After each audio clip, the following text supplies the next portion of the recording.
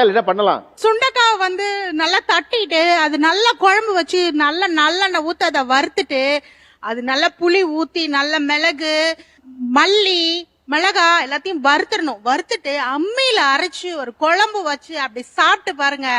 இன்னைக்கு இல்ல என்னைக்குமே எனக்கு அதுதான் வேணும்னு கேப்பீங்க. அந்த மாதிரி இருக்கும் சுண்டைக்காய்.